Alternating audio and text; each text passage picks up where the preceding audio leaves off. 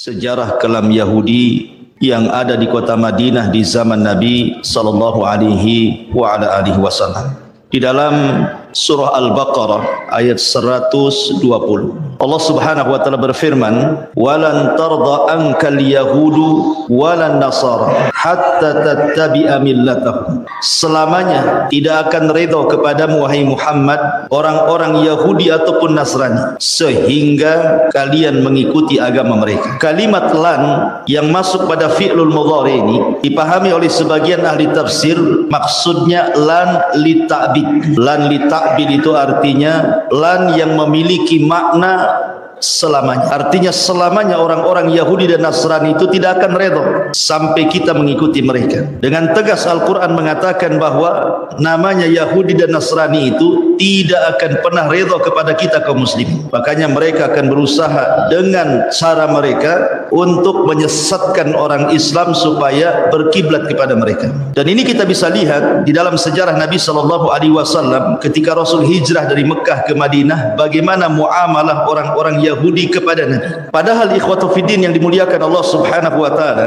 sering saya katakan bahwa orang Yahudi itu mereka lebih paham akan kedatangan Nabi SAW dibandingkan orang-orang musyrik Khazraj dan Aus. Karena orang-orang musyrik tidak punya maklumat akan kenabian. Mereka para penyembah berhala. Tapi orang Yahudi itu diturunkan Taurat kepada mereka, sebagaimana orang Nasrani diturunkan Injil kepada mereka. Taurat dan Injil itu sudah mengisyaratkan akan kemunculan Nabi akhir zaman. Jadi harusnya yang beriman kepada Nabi SAW itu kan Yahudi dan Nasrani kan, karena punya maklumat harusnya. Tapi kenapa kemudian orang Khazraj dan Aus yang kemudian mereka rame-rame masuk Islam, yang kemudian kita kenal dengan sebutan Ansar, orang-orang Ansar, kan terbalik, menunjukkan bahwa hidayah itu milik Allah. Allah berkehendak siapapun yang akan diberikan hidayah oleh Allah Subhanahu wa taala. Ibnu Ishaq, seorang muarrikh ahli tarikh, menceritakan sebuah kisah dari Ummul Mukminin Safiyah bintu Huyai ibn Akhtab. Safiyah ini salah satu istri Nabi SAW. Dia putri daripada pembesar Yahudi namanya Huyai ibn Akhtab. Jadi Safiyah bercerita tentang bapaknya Huyai ibn Akhtab ini. Dia mengatakan bahwa aku, kata Safiyah ini, kuntu ahabbu waladi abi ilaihi. Aku ini anak yang paling disayang bapak. Wa ila ammi abi Yasir. Bahkan pamanku namanya Abi Yasir juga sangat mencintai aku dibandingkan anak-anak. Jadi Safiyah ini memang walaupun dia seorang wanita tetapi sangat dicintai ayahnya dan sangat dicintai pamannya Abu Yasir melebihi anak-anaknya. Kata Safiyah, ketika Nabi SAW datang dari Mekah ke Madinah hijrah, jadi bapakku, maksudnya Huyai ibn Akhtab ini, dengan pamanku Abi Yasir ingin mengintai apakah betul yang datang itu seorang nabi atau orang yang ngaku-ngaku nabi. Ini dua orang Yahudi ini kemudian akhirnya mengintai Nabi SAW yang ketika itu disebutkan bahwa Nabi SAW baru sampai di Kuba, di kabilah Amr ibn Auf, dan Nabi SAW singgah di situ. Akhirnya kemudian pagi-pagi buta nih Huyai ibn Akhtab ini dan Abi Yasir kemudian bertolak dari rumahnya menuju Bani Amr ibn Auf ini, sambil kemudian memperhatikan Nabi SAW. Lama mereka memperhatikan dari pagi sampai sore, baru mereka pulang. Setelah kemudian mereka pulang, kata Safiyah ini yang menceritakan istri Nabi ini, aku melihat wajah ayahku tidak seceria ketika dia berangkat. Murung wajahnya. Kemudian aku pun menguping apa yang dibicarakan bapakku Huyai ibn Akhtab dengan dengan Abu Yasir pamanku. Katanya Abi Yasir berkata kepada Huyai ibn Akhtab, "Ahwa huwa. Apakah memang itu yang engkau lihat bahwa memang dia seorang nabi?" Abu Yasir berkata ini kepada Huyai ibn Akhtab, "Apakah dia memang seorang nabi?" "Ahwa huwa," katanya. Maka kata Huyai ibn Akhtab, "Na'am, ya, wallahi dia itu nabi," katanya. Karena sudah kucocokkan alamat tanda-tanda yang kubaca dalam Taurat persis seperti apa yang ada pada dia, katanya. Tapi lihat bagaimana hasadnya orang Yahudi ini. Katanya kemudian Abi Yasir berkata lagi, "Bagaimana pendapatmu tentang dia? Apakah kita harus ikut dia?" Maka lihat jawaban Huyai ibn Akhtab, qala adawatuhu wallahi ma baqaitu, katanya. Demi Allah, selama aku hidup aku akan jadi musuh dia selamanya, katanya. Dia sudah tahu dia nabi, tapi dia malah mengatakan seperti itu. Demi Allah, selama aku masih hidup aku akan jadi musuhnya, katanya. Padahal ketika ditanya oleh Abu Yasir, "Ahwa huwa, apakah dia nabi?" Kata Huyai ibn Akhtab, "Iya, dia nabi." Ciri-cirinya persis, katanya. Sehasad itu orang Yahudi. Kenapa begitu hasadnya orang Yahudi? Karena apa yang mereka inginkan bahwa nabi itu lahir dari lingkungan Yahudi, rupanya pula orang Arab yang selama ini mereka berperang melawan orang Arab. Kok nabi dari musuhnya pula, gitu. Sehingga itulah yang menjadikan Huyai ibn Akhtab tidak terima. Padahal sudah jelas dia nabi, dicocokkan cara ciri-cirinya juga nabi, dan dia itu yakin nabi, tapi dia justru bersumpah akan menjadi musuh selama dia masih hidup. Ngeri orang Yahudi itu. Tahu kebenaran, akan tetapi kemudian dilanggar kebenaran itu. Ma'asyiral muslimin yang dimuliakan Allah Azza wa Jalla. Ditambah-tambah, ketika Nabi SAW sampai di kota Madinah, banyak turun ayat kepada Rasul dari ayat-ayat Al-Quran yang kemudian menyingkap borok-borok orang Yahudi, sehingga kemudian orang-orang Yahudi tidak terima, makin hasad dia. Bukannya kemudian diluruskan itu makin benar, makin hasad. Contoh, orang Yahudi menganggap Uzair itu anak Tuhan. Wa qalatil yahudu Uzairun ibnullah. Orang-orang Yahudi berkata dalam surah At-Taubah bahwa Uzair itu anak Allah. Datang Rasul dan membantahnya, "Qul huwallahu ahad." Katakan Allah itu esa. Lam yalid wa lam yulad. Dia tidak melahirkan dan tidak dilahirkan. Rontoklah akidah Yahudi yang mengatakan Uzair itu anak Allah.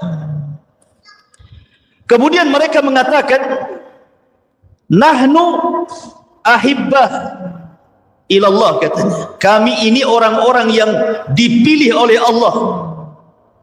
Kami ini orang-orang pilihan Allah. Itu pengklaiman orang Yahudi dari dulu sampai sekarang ini.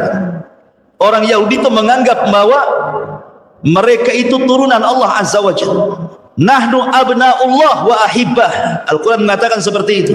Kami ini anak-anak Allah dan kami orang-orang pilihan Allah. Datang Nabi SAW, kemudian turun ayat, "Inna akramakum indallahi atqakum." Bahwa Islam itu tidak membeda-bedakan manusia. Mau anda orang Arab, mau anda non-Arab, mau anda Bilal, mau anda Abu Bakar, Islam itu sama.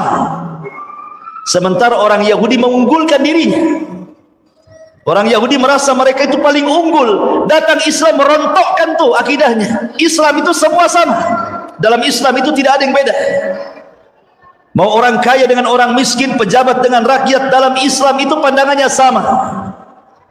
Kecuali barometernya adalah taqwa Allah Azza wa Jalla, bertakwa kepada Allah Subhanahu wa Ta'ala. Kemudian orang-orang Yahudi itu taklid buta dengan padri-padri mereka. Apapun yang dikatakan padri mereka, itulah kebenaran. Datang Islam membatalkan taklid buta itu, bahwa kebenaran hanyalah milik Allah dan Rasulnya. Dari sini ma'asyiral muslimin yang dimuliakan Allah Subhanahu wa taala, gimana kuping Yahudi tidak panas coba kan?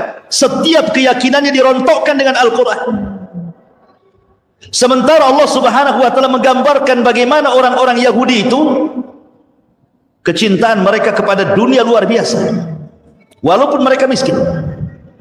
Allah mengatakan dalam Al-Quran, wala tajidannahum ahrasan nasi ala hayatin minal ladzina asyraku yawaddu ahaduhum law yu'ammaru alfasanatin wa ma huwa bimuzahzihi minal adzab an yu'ammar wallahu basirun bima ya'mal. Dan sesungguhnya kamu tidak akan mendapati mereka, manusia-manusia yang paling rakus terhadap kehidupan dunia, melebihi mereka, baik orang-orang Yahudi ataupun orang-orang musyrik. Masing-masing mereka ingin agar diberikan umur 1000 tahun, padahal umur panjang itu sekali-kali tidak akan menjauhkan mereka dari azab Allah, dan Allah Maha mengetahui apa yang mereka kerjakan.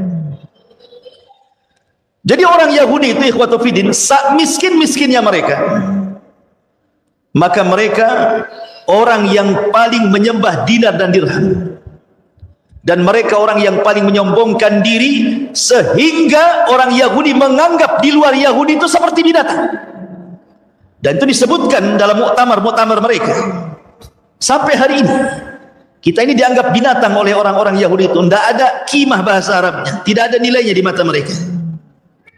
Makanya wajar kalau seandainya di zaman Nabi SAW Yahudi itu su'ul adab, buruk adabnya, baik kepada Allah, baik kepada Rasulullah, baik kepada kalamullah Al-Quranul Karim. Saya akan sebutkan 3 kisah yang berkaitan dengan su'ul adab.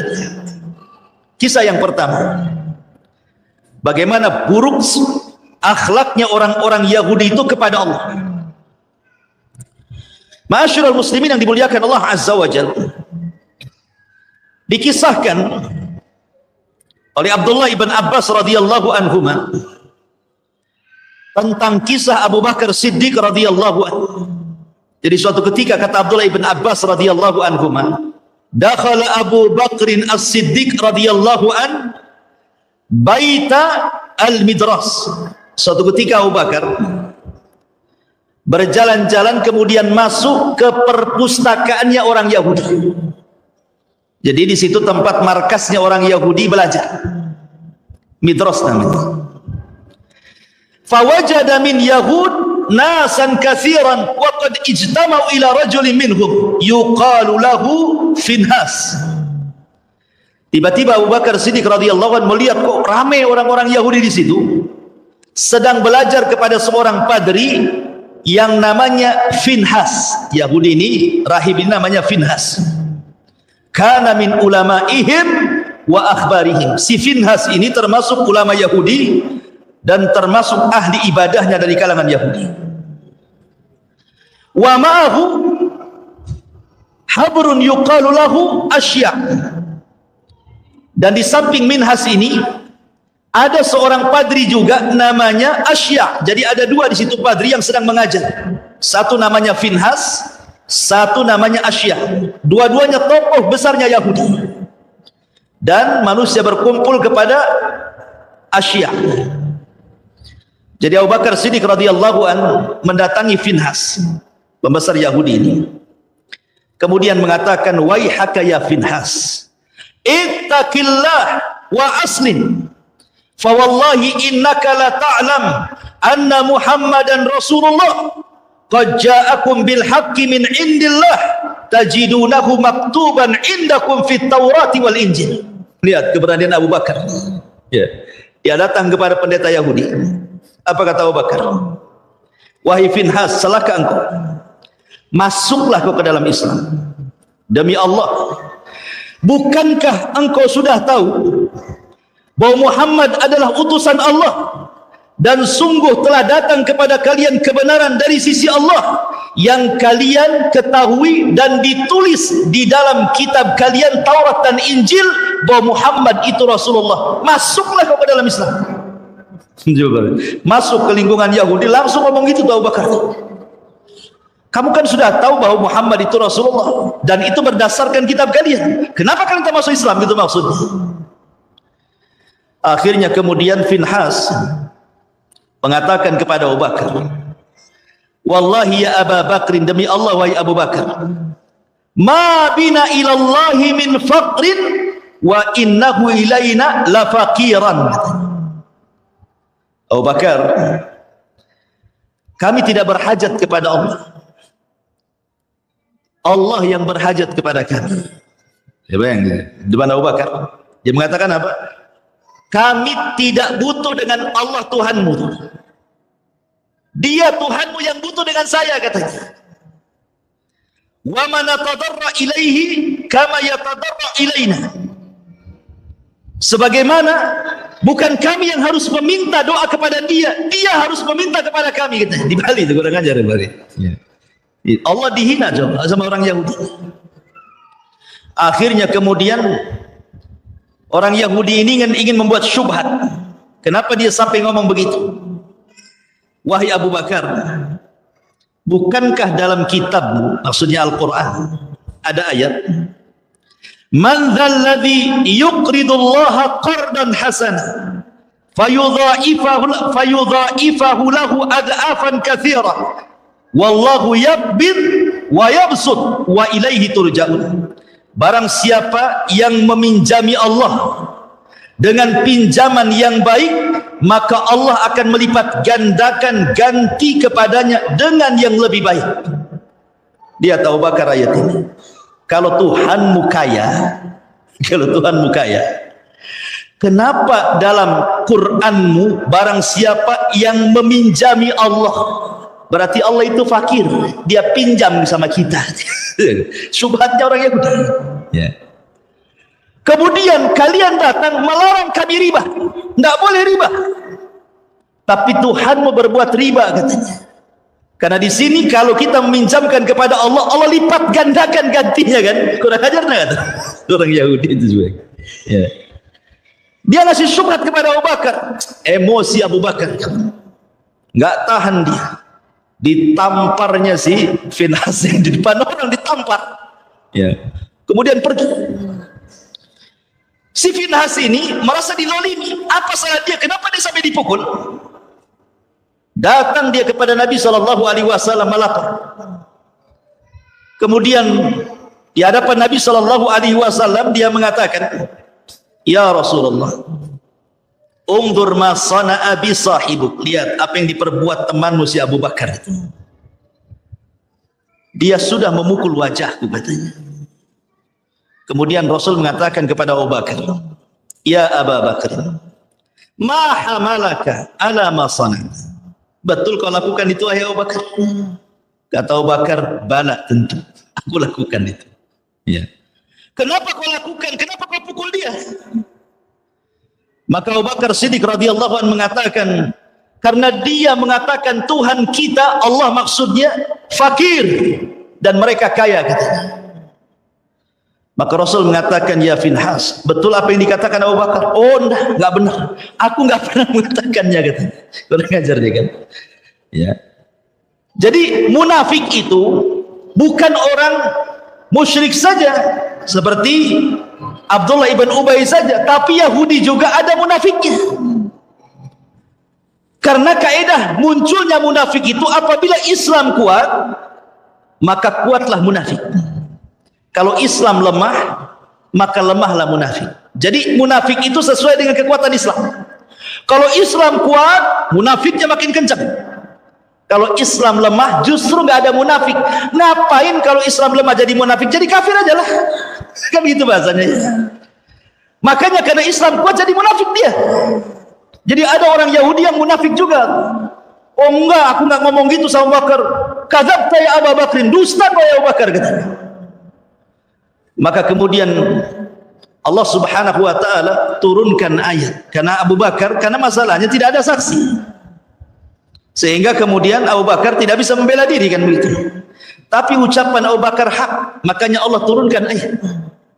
Satu ayat untuk si Finhas, satu ayat untuk Abu Bakar. Ya. Satu ayat untuk si Finhas ini turun surah Al-Imran. Turun surah kepada Abu Bakar turun surah Al-Imran.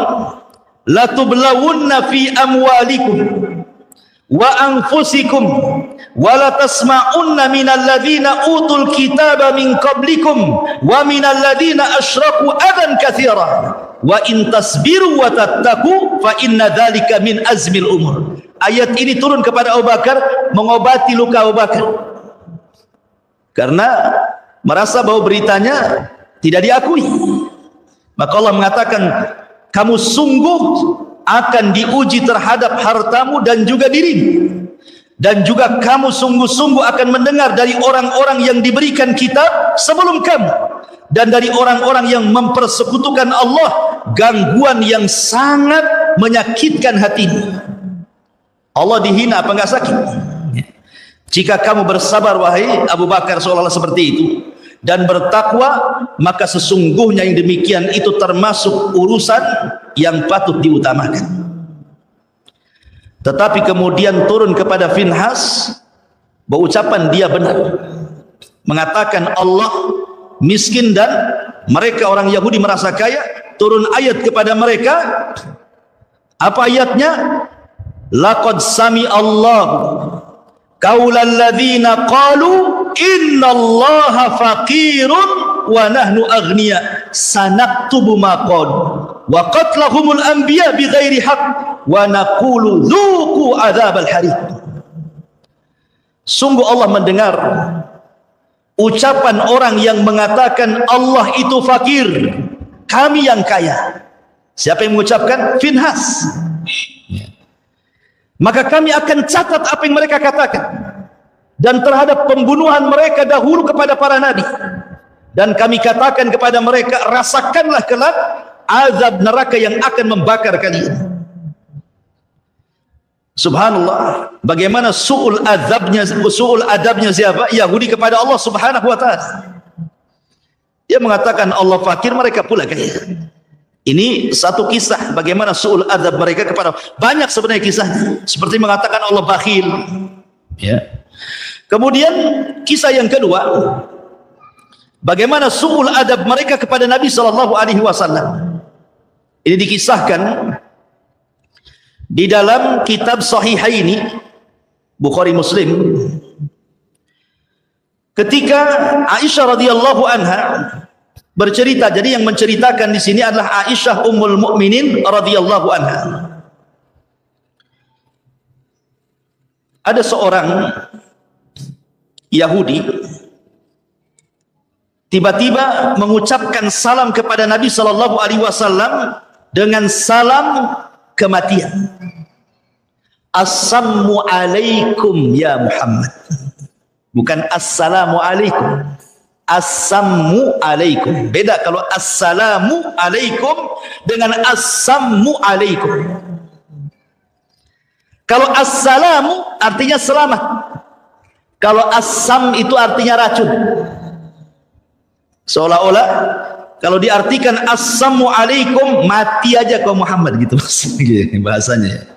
Kalau assalamu alaikum, mudah-mudahan Allah subhanahu wa ta'ala berikan keselamatan kepadamu wahai Muhammad.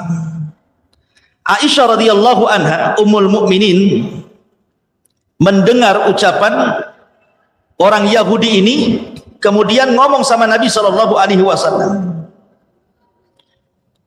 Ya Rasulullah, kata Aisyah, kenapa kau tidak jawab mereka dengan membalik kata-kata mereka? Bukankah mereka adalah abna'u al-khanazir, anak-anaknya babi katanya. Abna'ul khanazir. Karena orang-orang Yahudi dikutuk menjadi kera dan babi kan begitu ya.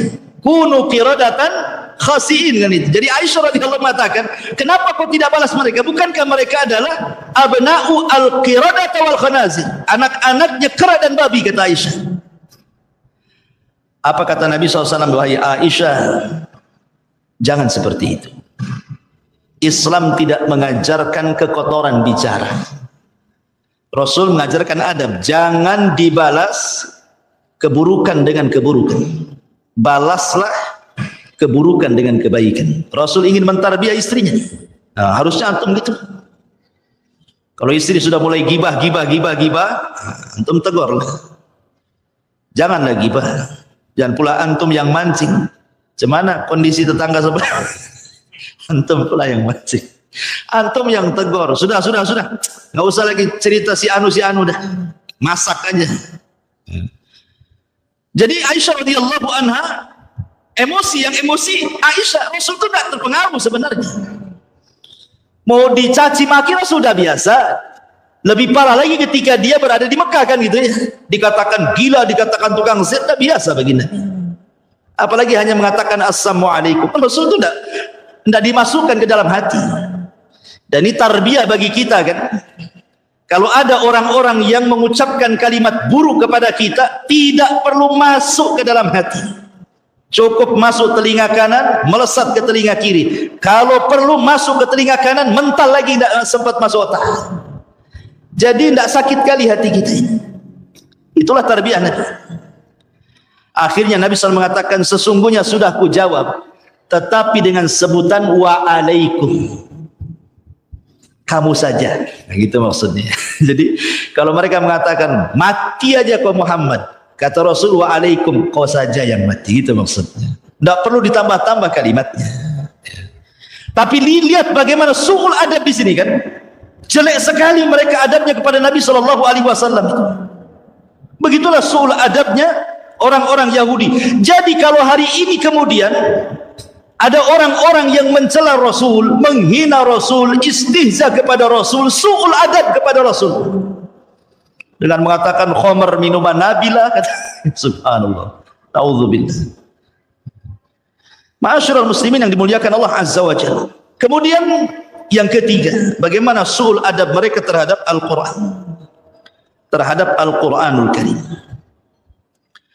Ketika orang-orang Yahudi datang kepada Nabi SAW bertanya soal ruh, apa itu ruh? Maka Nabi terdiam karena Nabi tidak punya jawaban.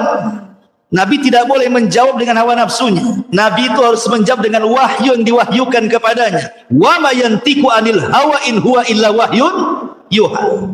Rasul itu tidak pernah mengucapkan dengan hawa nafsunya. Pasti setiap ucapannya wahyu yang Allah wahyukan kepadanya. Karena Allah yang mengatakan, "Lau taqawwala alaina ba'dal aqawil la akhadna minhu bil yamin thumma laqata'na minhul watin." Muhammad, kalau engkau berani, kata Allah, mengucapkan sebuah pendapat yang tidak bersumber dariku, kata Allah, ku tarik tangan kananmu, ku potong urat nadimu. Jadi Allah mengancam, ya, tidak boleh Rasul mereka-reka yang Allah tidak katakan. Makanya Rasul diam saja karena tidak tahu jawabannya.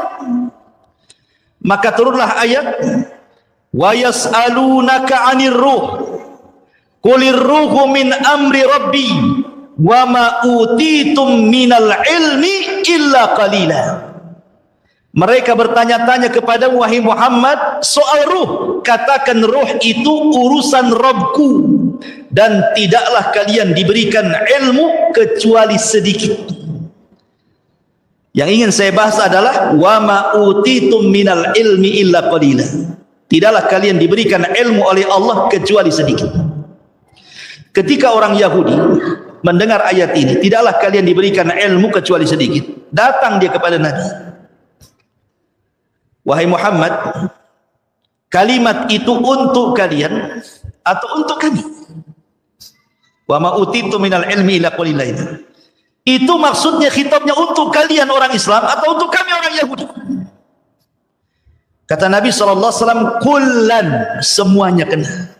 Mau kami orang Islam, mau kalian orang Yahudi, tidaklah Allah memberikan ilmu kecuali sedikit. Mulai mereka membuat syubhat. Kemudian mengatakan, ya Muhammad, bukankah dalam kitab maksudnya Al-Quran, ya, ada kalimat bahwa telah diturunkan Taurat dan juga Injil fiha tibyanan likulli syai', bahwa Taurat dan Injil itu sebagai penjelas terhadap segala sesuatu. Kalau memang Taurat dan Injil yang disebutkan dalam Qur'anmu itu menjelaskan segala sesuatu sebagai penjelas segala sesuatu, kenapa pula kemudian Allah mengatakan kalian tidak diberikan ilmu kecuali sedikit? Ini kan kontradiktif dengan ayat ini. Katanya sedikit, tapi Taurat dijelaskan dalam Al-Quran sebagai penjelas segala sesuatu. Kan banyak artinya gitu maksudnya. Maka Rasulullah SAW mengatakan, menjawab, hiya fi ilmillah qalilun wa qad atakum ma in alimtum bihi in tafa'tum fa anzalallah walau annama fil ardi min syajarati aqlamin. Kemudian wal bahru yamudduhu min ba'di sab'atu abhurin ma nafidat kalimatullah. Kata Nabi SAW, apapun yang tersimpan dalam kitab kalian Taurat tetap itu kecil sedikit bagi Allah. Kemudian Allah turunkan, seandainya seluruh bumi ini ditanam pohon, kemudian pohon itu menjadi pena dan 7 lautan menjadi tintanya, kata Allah, kalimat-kalimat Allah tidak akan putus, saking banyaknya. Ya. Jadi lihat bagaimana su'ul adab mereka terhadap Al-Quran. Mereka mau itu membantah saja, mengadu-adukan satu ayat dengan yang lainnya. Itulah ciri khasnya Yahudi, su'ul adab, buruk adab kepada Allah, buruk adab kepada Rasulullah, dan buruk adab kepada Al-Quranul Karim. Maka siapapun yang tidak punya adab kepada Allah, kepada Rasul dan Al-Quran, maka tidak ubahnya kalian dengan orang-orang Yahudi. Karena itulah ciri mereka orang Yahudi, tidak punya akhlak terhadap Allah, terhadap Rasul, dan terhadap Al-Quranul Karim. Ma'asyiral muslimin yang dimuliakan Allah Subhanahu wa ta'ala. Kemudian kalau kita melihat beberapa perangai orang Yahudi, orang Yahudi ini ikhwatu fiddin, di antara perangai yang buruk adalah mereka tidak suka persatuan kaum muslimin. Karena kan semakin banyak masalahnya orang yang masuk Islam di kota Madinah itu makin banyak, sesaklah itu dadanya Yahudi itu. Sehingga kemudian dikisahkan nih satu kisah. Jadi ada seseorang Yahudi yang mengutus untuk mengadu domba orang-orang Khazraj dan Aus yang sudah masuk Islam. Jadi mereka itu sudah jadi sahabat Nabi SAW. Bayangkan Khazraj dan Aus itu perang 120 tahun. Perang aja itu Khazraj dan Aus itu. Sampai datang Rasul dari Mekah hijrah ke Madinah, kemudian disatukan 2 kabilah itu, jadilah satu nama Ansar. Pada 2 kabilah itu 120 tahun itu perang, tuh bayangkan. Tidak berhenti-henti perang itu. Yang mampu mendamaikannya Nabi SAW. Jadi ada seorang namanya Syath ibn Qais al-Yahudi. Syath ibn Qais al-Yahudi. Ini orang yang paling hasad, yang paling jahat dari orang Yahudi, si Syath ini, Ibn Qais al-Yahudi. Karena dia adalah pembesar kekufuran, pembesarnya Yahudi. Jadi suatu ketika marra yauman ala nafarin minal ansar minal ausi wal khazraj fi majlisin yatahaddatsun. Lewatlah si Syath ini, Ibn Qais ini, ke tempat yang dulu, tempat itu adalah tempat di mana orang Khazraj dan Aus itu suka musuh-musuhan. Dilihatnya kok mereka damai sekarang, kok mereka akur gitu kan. Akhirnya hasad, tidak terima dia. Kok bisa Khazraj dan Aus bisa akur? Akan kubuat mereka perang, katanya. Caranya gimana? Akhirnya dia utus satu orang penyair yang ahli syair, diutus untuk datang ke majelis itu. Apa kata Syath ibn Qais kepada penyair ini? Aku akan bayar kamu. Oh, datang kepada majelisnya Khazraj dan Aus yang sedang bermesraan itu. katakan kepada mereka syair-syair perang yang pernah mereka kumandangkan dulu, supaya diingatkan dengan syair-syair dulu. Ingat, syair itu sama dengan media di zaman sekarang, sama dengan TV, sama dengan YouTube, sama dengan radio. Itu syair itu gunanya zaman dulu tuh. Kalau mau menyebarkan berita paling mudah dengan syair. Dan syair itu bisa membuat orang menangis, bisa membuat orang pingsan, bisa membuat orang dendam, bisa membuat orang marah, bisa buat orang perang. Itu syair itu. Ya, syair itu luar biasa. Orang sedih aja bisa ketawa dengan syair. Orang tertawa bisa sedih-sedih gitu.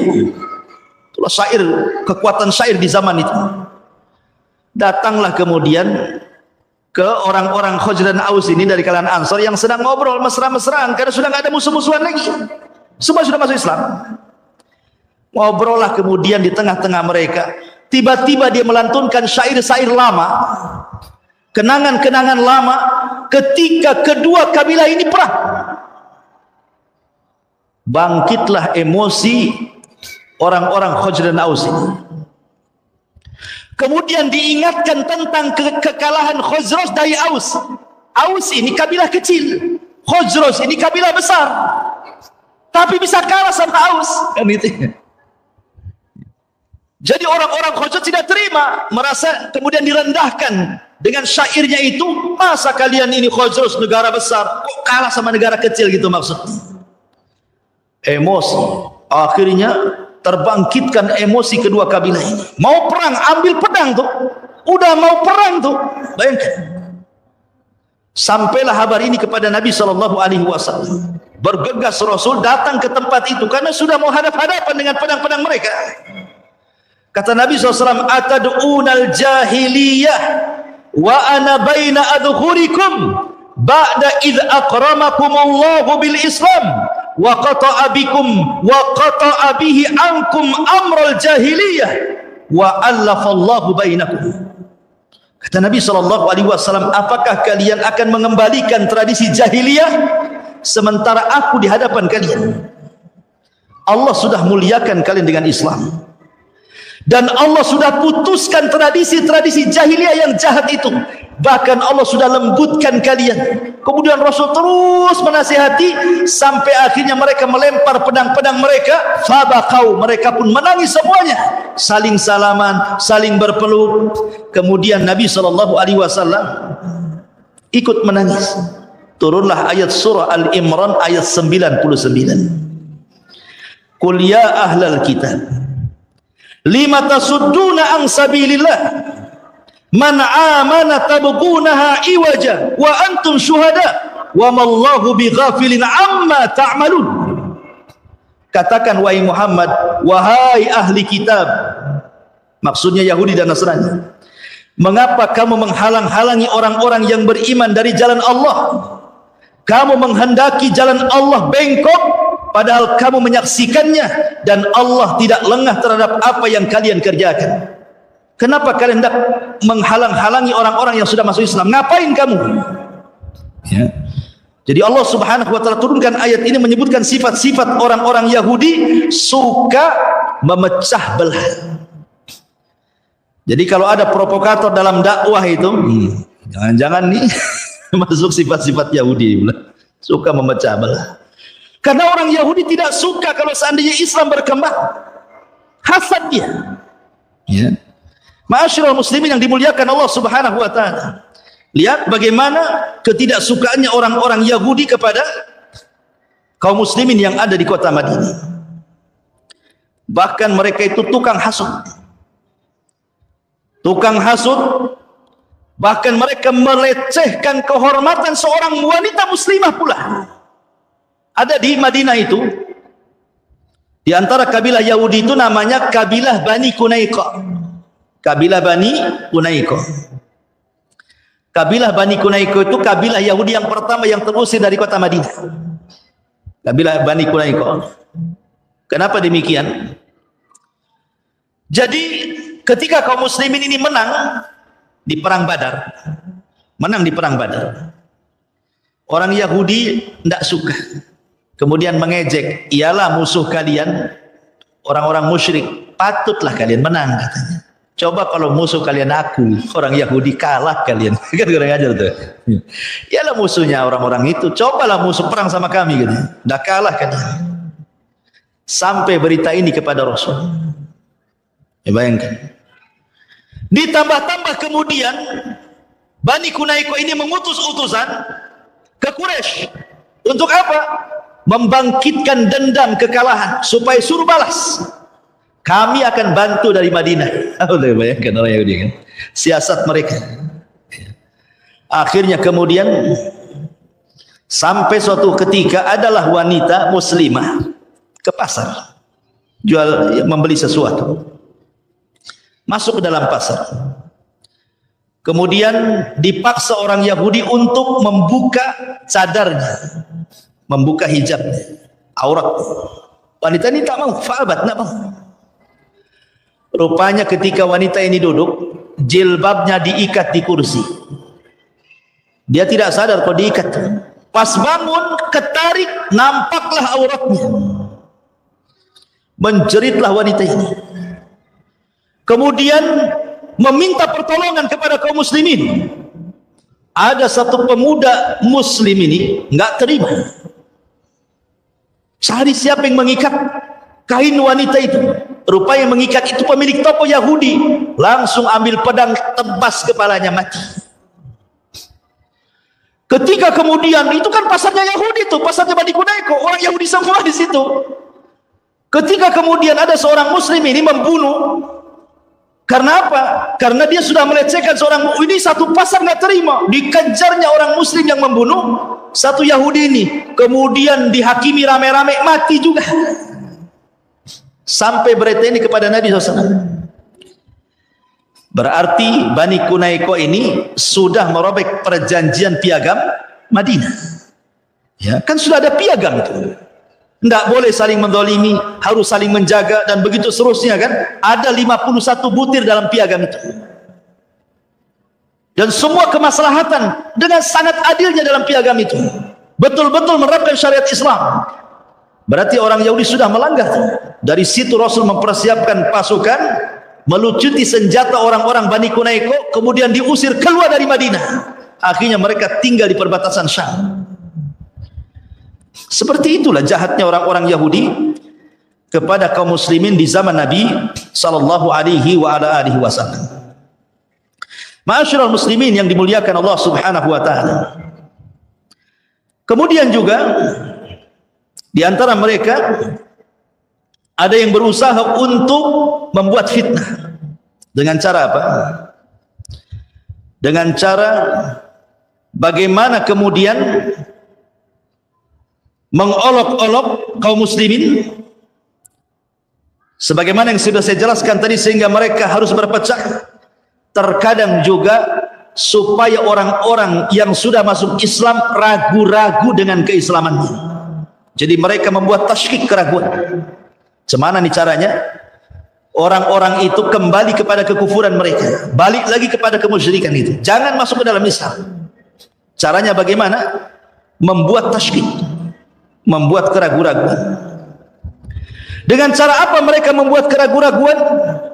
Dengan cara memperbanyak tanya kepada Nabi SAW. Jadi mereka itu caranya ada dengan cara mendebat di hadapan para sahabat. Nanti kalau Rasul tidak bisa menjawab, tengok Nabi kalian tidak bisa jawab. Dan itu dijelaskan dalam beberapa riwayat bagaimana orang Yahudi ini berusaha untuk meragukan kaum muslimin dari agama Islam. Contoh beberapa kasus. Ketika orang-orang Yahudi ditanya oleh Nabi SAW, man ahlun nar? Siapa penduduk neraka? Siapa penduduk neraka?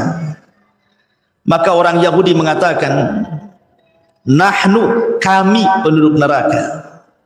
Summa takhlufuna antum, tapi kami sebentar saja, habis itu kau penggantinya. Iya betul, kami penduduk neraka, tapi sebentar saja. Berapa hari? 40 hari saja. Makanya turun ayat, wa qalu lan tamassana an-nar illa ayyaman ma'dudat, katanya. Kalaupun kami harus masuk neraka, paling beberapa hari di neraka itu. Ada yang mengatakan 40 hari diambil dari kesalahan Bani Israel ketika ditinggal Nabi Musa mengambil Taurat, mereka menyembah patung anak sapi. Ya, 40 hari itulah kesalahan kami, katanya. Habis itu kalian yang gantikan, kalian kekal di dalamnya, katanya. Maka Rasul mengatakan, kadzabtum, dusta kalian. Laqad alimtum anna la nukhlifukum. Kalian sudah tahu, enggak mungkin kami jadi ganti kalian di neraka. Kalian akan dikekalkan di dalamnya. Makanya turun ayat, wa qalu lan tamassana nar illa ayyaman ma'dudah. Qul attakhadtum indallahi ahdan fala yukhlifallahu ahdah am taquluna 'alallahi ma la ta'lamun. Mereka berkata, neraka tidak akan menyentuh kami kecuali beberapa hari saja. Ada yang mengatakan beberapa hari di sini, ada yang mengatakan 40 hari, ada yang mengatakan 1 minggu saja. Karena orang Yahudi meyakini bahwa umur dunia itu 7,000 sana, 7.000 tahun. Mereka mengatakan umur dunia itu 7.000 tahun. Wa anna Allah yu'adzibun nas fin nar bi kulli alfi sanatin min ayyamid dunya yawman wahidan. Dan Allah akan mengadab manusia di neraka setiap 1000 tahun, ya, dengan kehidupan dunia, maka akan dikecualikan 1 hari. Jadi kalau 7 kali berarti 7 hari saja, itu yang 1 hari milik kami, katanya. Kami tidak akan diadab 7 hari. Itu satu riwayat yang mengatakan 40 hari saja. Tapi itu kan angan-angan mereka. Kenapa demikian? Orang-orang Yahudi itu menganggap mereka itu ahli jannah. Masalahnya, mereka lah yang paling benar, yang paling dicintai Allah, manusia pilihan, dan mereka tidak mungkin dihinakan Allah. Tapi Allah Subhanahu wa taala katakan kepada mereka, "Qul in kanat lakumud daral akhirah indallah khalisatan min dunin nas fatamannawul mauta in kuntum shadiqin." Hei orang-orang Yahudi, seolah-olah begitu. Katakan ya Muhammad, hei orang-orang Yahudi, jika negeri akhirat di sisi Allah khusus untuk kalian, maksudnya kalau kalian mati pasti masuk surga, dan kalaupun masuk neraka hanya beberapa hari saja. Kalau memang kalian merasa menguasai surga, bercita-cita matilah kalian. Harusnya kan kalian bercita-cita mati, kan? Cepat mati, cepat masuk surga, kan begitu?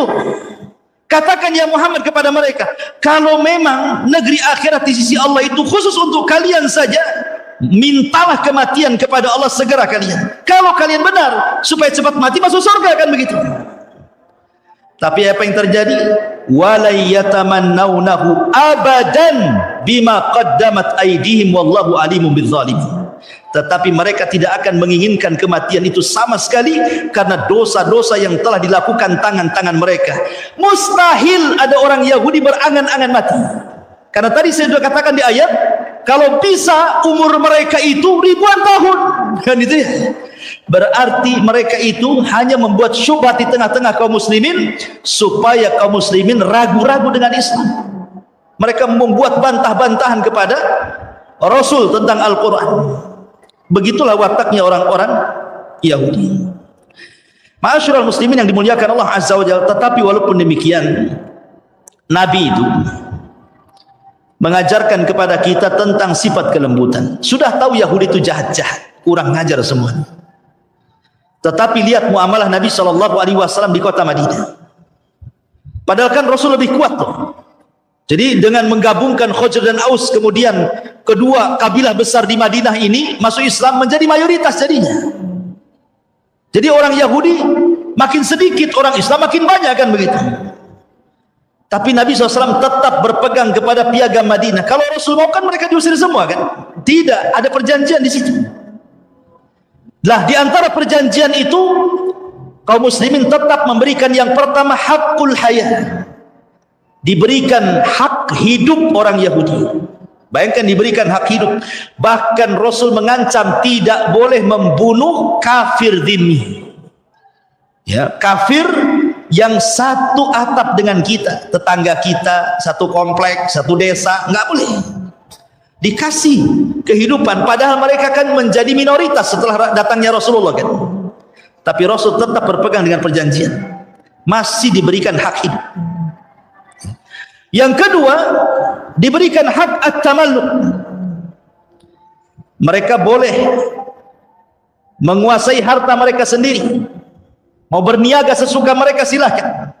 Tidak dirampas hartanya. Mereka bebas di kota Madinah, asal jangan keluar dari perjanjian saja. Kemudian juga hakul himayah wa difa. Kalau ada orang yang menyerang mereka, Islam membelanya. Orang apa tuh? Kamu kalau punya musuh di luar, mereka menyerang kamu, kami yang akan jadi bentengmu. Bayangkan, dikasih perlindungan lagi. Kemudian juga hakul adli. Diberikan hak keadilan dalam muamalah. Bahkan Rasulullah SAW tidak suka dengan kezaliman. Kalau ada orang Muslim mendolimi orang Yahudi, maka tetap orang Muslim ini ditindak secara syariat Islam. Ya, seperti yang terjadi ketika seorang Muslim membunuh 2 orang Yahudi, maka dia harus bayar diat kan. Itulah bedanya kalau orang kafir membunuh orang Islam, kisos. Kalau orang Islam membunuh orang kafir, dia. Ya, karena kehormatan seorang Muslim itu maksudnya. Tapi kalau Muslim sesama Muslim, ya kisos. Ini kan bandingannya Muslim dengan kafir kan itu. Akhirnya Nabi SAW mencari-cari untuk bayar diat. Karena sudah membunuh 2 orang, berarti 200 ekor unta tuh. Kan 1 orang 100 ekor unta tuh. Subhanallah, Rasul sampai minta kepada orang Muhajirin, minta kepada orang Ansor, minta kepada yang ada dalam perjanjian itu, suruh infak untuk bayar diat kepada orang yang sudah dibunuh kepada keluarganya. Sampai seperti itu Nabi SAW membela hak-haknya orang-orang kafir di situ. Tapi orang Yahudi tidak paham dengan ajaran Nabi. Ma'asyiral muslimin yang dimuliakan Allah Azza wa Jalla. Bahkan Rasul SAW pun terkadang mengunjungi, kalau ada orang sakit Yahudi itu dikunjungi. Sampai ada satu kisah kan, ada orang Yahudi sakit. Kemudian Nabi SAW mengunjungi orang Yahudi yang sedang sakit itu. Rupanya anak muda ini, Yahudi ini, dulunya pernah bekerja dengan Nabi. Jadi dia tahu akhlak Nabi. Kata Nabi SAW, mau enggak kau masuk Islam? Rasul sudah tahu dia bakal mati. Maukah kau masuk Islam? Maka Yahudi ini kadang-kadang menatap wajah Rasul, kadang-kadang menatap wajah bapaknya. Takut dia dengan bapaknya mau mengucapkan syahadat itu. Entah gimana bapaknya justru mengatakan ati Abul Qasim. Ikuti ucapan Abul Qasim, maksudnya Rasulullah. Maka Yahudi mengatakan asyhadu an la ilaha illallah wa annaka rasulullah, kemudian mati. Kemudian Rasul keluar rumah, angkat tangannya tinggi-tinggi dan mengatakan apa? Alhamdulillah alladzi anqadahu minan nar. Segala puja dan puji bagi Allah yang telah menyelamatkan si Yahudi itu dari api neraka. Karena dia masuk Islam, baru mati. Ya berarti wala tamutunna illa wa antum muslimun kan gitu. Berarti dia mati di atas Islam. Bahkan ketika Nabi SAW disihir oleh siapa? Labid ibn A'sam. Jelas-jelas disihir. 6 bulan Rasul kena sihir. Sampai linglung Rasul. Ya. Sampai dia merasa sudah mandi junub padahal tidak junub. Tetapi tidak mempengaruhi wahyu sekali lagi. Hanya kelemahan kepada fisiknya saja. Ketika Rasul sudah sembuh dan diruqyah oleh malaikat Jibril, kemudian turun surah Muawwidhataini, Qul a'udzu binnas dan Qul a'udzu birabbil falaq, Rasul tidak membalas kepada siapa? Labid ibn A'sam. Tidak. Bisa saja kan Rasul membalas, kan sudah tahu tuh yang menyihirnya siapa kan? Rasul tidak balas. Dibiarkan Labid bin A'sam. Bahkan orang yang meracun Nabi sekalipun, Zainab bintul Haris, ketika Nabi SAW pulang dari Khaybar, dan itu terakhir peperangan melawan Yahudi dan KO, sehingga tidak ada lagi orang Yahudi, sudah habis di Khaybar. Akhirnya dendam orang Yahudi, cemana nih caranya menghalangi dakwah ini, kami sudah nggak sanggup berperang melawan Rasulullah. Akhirnya mereka pun berinisiatif untuk meracuni Nabi. Tanyalah Zainab bintul Haris ini, makanan apa kesukaan Nabi itu? Oh, pahanya daging kambing katanya. Dimasakkanlah paha daging kambing, dilumuri racun, kemudian dia pun mengundang Rasul yang memang kebetulan kehabisan bekal pulang dari Khaybar. Kemudian dijamulah di rumahnya Zainab bintul Haris ini. Oh, sahabat sudah siap makan, lezat daging kambing. Kemudian Nabi SAW makan, sempat makan dia, dan sempat tercicipi racunnya. Tiba-tiba daging itu berbicara, jangan kau makan lagi katanya. Aku sudah dilumuri racun. Langsung dilempar sama Nabi. Ya. Lempar sama Nabi. Kata Rasulullah kepada sahabatnya, jangan ada yang makan. Itu makanan dan racunnya semuanya. Rupanya ada satu sahabat Rasul yang ikut termakan racun. Satu sahabat Rasul ikut termakan racun. 1 tahun setelahnya mati. Tapi Nabi SAW tidak mengkisos wanita itu. Selama 1 tahun Rasul tidak mengkisos wanita itu, tidak membalas, maksudnya pada jelas-jelas kasih racun kan. Rasul membiarkan wanita itu. Baru kemudian Rasul membunuh wanita itu karena kisos setelah kematian sahabatnya. Itu pun salah 1 tahun tuh. Meninggal sahabatnya berarti kisos karena sudah membunuh. Jadi membunuh karena kisos kepada sahabatnya. Baru oleh Rasul dibunuh tuh Zainab bintul Haris tuh, sebagai kisos karena membunuh sahabat. Itu pun salah 1 tahun kan. Kalau seandainya sahabat ini selamat gitu ya, tidak mati, tentu tidak ada kisos kan. Menunjukkan bagaimana Nabi SAW bermuamalah dengan orang Yahudi itu seperti itu baiknya. Tetapi orang Yahudi tidak paham dengan akhlaknya Nabi SAW.